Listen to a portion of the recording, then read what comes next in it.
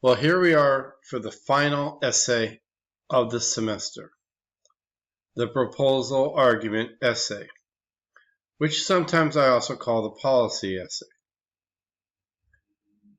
And I think you'll understand why in just a few moments. The proposal policy argument is to be a minimum of 2,500 words. Don't freak out, please, in which you present and support an argument of proposal as defined in Everything's an Argument, Chapter 12. Okay, so that's the chapter that you need to read for this assignment to get a good sense of the proposal paper. Your essay must cite a minimum of 10 outside sources, 8 of which originate in print or have print analogs. At least 6 should be from scholarly sources, such as dissertations, academic journal articles, or university press books. These sources must be presented in correct MLA fashion with both parenthetical in-text documentation and a works cited page. Dictionaries, encyclopedias, and other general reference works do not count as sources, although of course they may be used. And if you look them up and don't use them, put them in a works consulted page, just like you did for the last essay.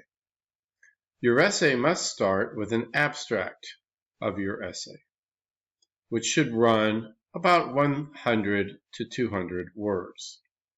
The abstract does count towards your total words. Okay, so let's talk for a second about this abstract thing. I'm not talking about non-representational art. I'm talking about a summary. Okay, and as you have been doing research, and undoubtedly, I think it's almost impossible that you haven't come across these kinds of abstracts. Abstracts are typically used for journal articles, okay? In other words, it provides a little brief summary of what's in the article. That way, if you're interested in it, you can look at that abstract and say, okay, yeah, this is good, or no, this doesn't cover what I thought it would cover. I'll go find something else. That's the point of the abstract, to just be a little brief summary, about 100 to 200 words.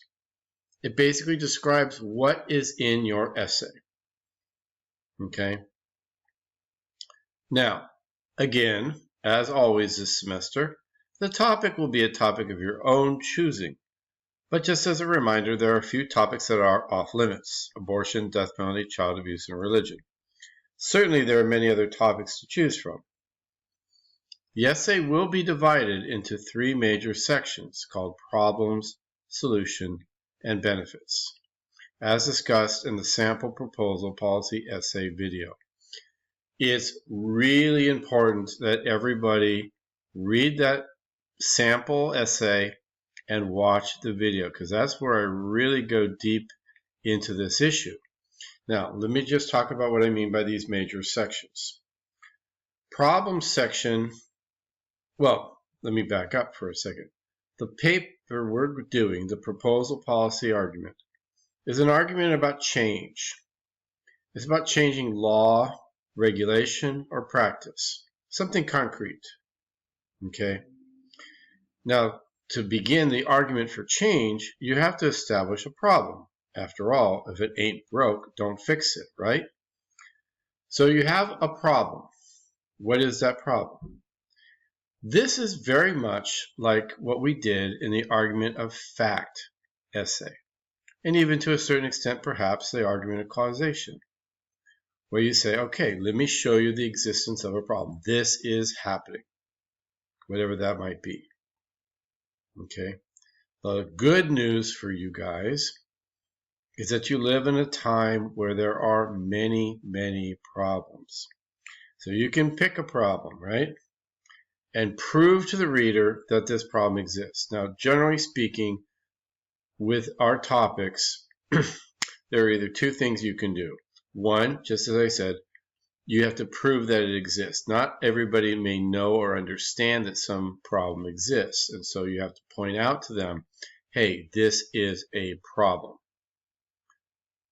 Other times, everybody kind of knows there's a problem, but they don't necessarily understand it. They don't know the qualities. And this is where you will be getting the data to say, hey, here's the true nature of this problem. Everybody talks about it, but let's really examine the problem. Okay, that is the first section of your essay. In some ways, this is the easiest part of the proposal policy argument because, quite frankly, you've already done papers like this, where you're showing that something is so. The solution section is the middle section of the essay. The solution section says, here's the fix, or more likely, fixes plural.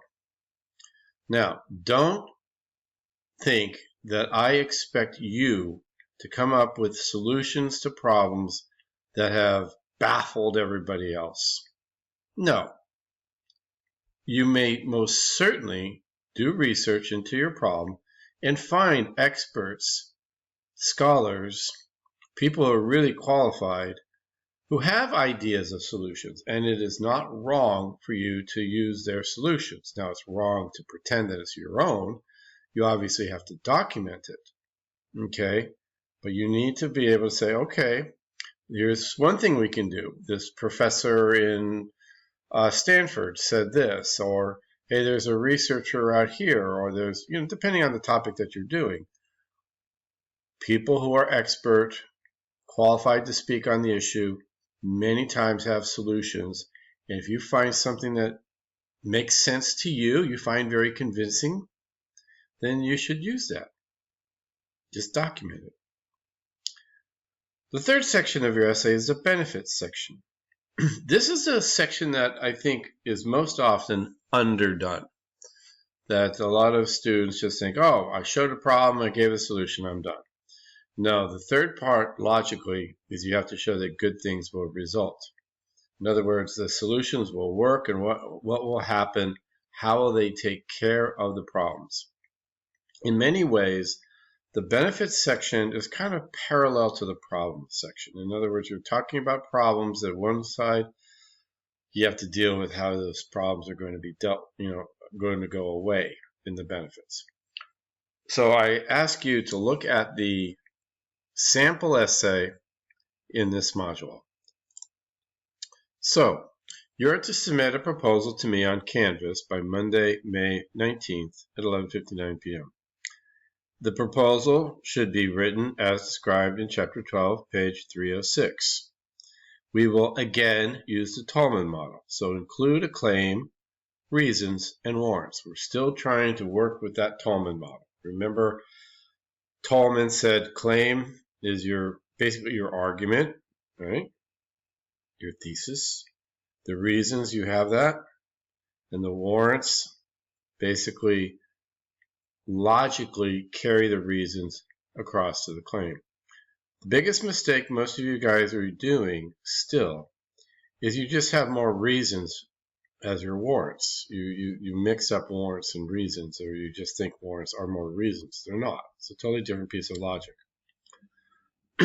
In addition to what is described there, I want you to include 5 sources in an annotated bibliography. So we've upped this, right? We were at 4 last time, we were at 3 the time before, now we're at 5, which means including an MLA entry and a paragraph of description and evaluation of each source. If you forgot how to do this, check the definition sample. Okay, I don't create a new proposal sample for every type of argument because it's not really necessary. Look at the definition one because that's the one that has the Tolman model. I'll be creating work groups as I always do. You will submit a rough draft to that workshop by Wednesday, May the 28th. Okay, it sounds like a long time from now, but trust me, time will pass quickly. For peer editing within the group, the draft should be as full and complete as possible, meeting all minimum standards required for the assignment. The more work you put into the draft, the better your final draft will be. Based on previous experience, as I've said many times already, 3 other times, right?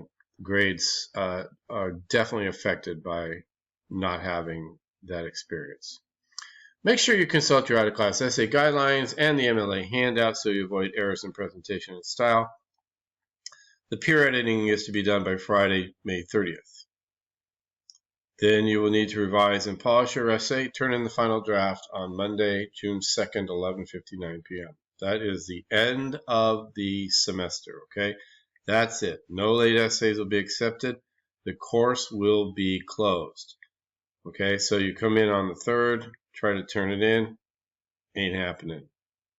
Canvas won't take it. Minimum requirements. Again, these are minimums, not maximums. You can always have more. At least 2,500 words. Now, I know that sounds like a lot, but trust me, to do this paper right, you need at least that. Any less than that, and you probably haven't done the paper right.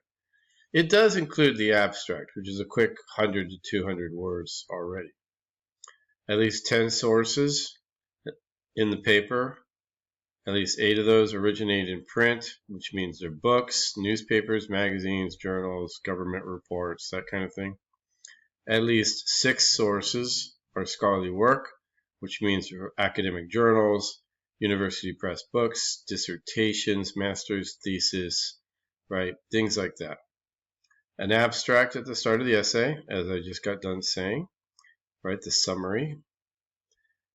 Problem, solution, benefits, format, as I spent some time describing. And again, I encourage you to look at the sample that is in our module. MLA documentation for both in-text and works cited page. Now, you don't see anything, well, the abstract is special. You don't see any requirement for a table or figure. You don't see a requirement for footnotes or endnotes, and you don't see a requirement for a works consulted page. But we talked about them for a reason.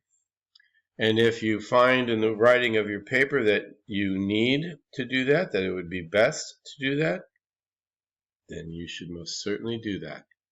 You know how, because you've done it already. Okay? Good luck. Happy hunting looking for a problem. I know there's many. Shouldn't be very hard to find.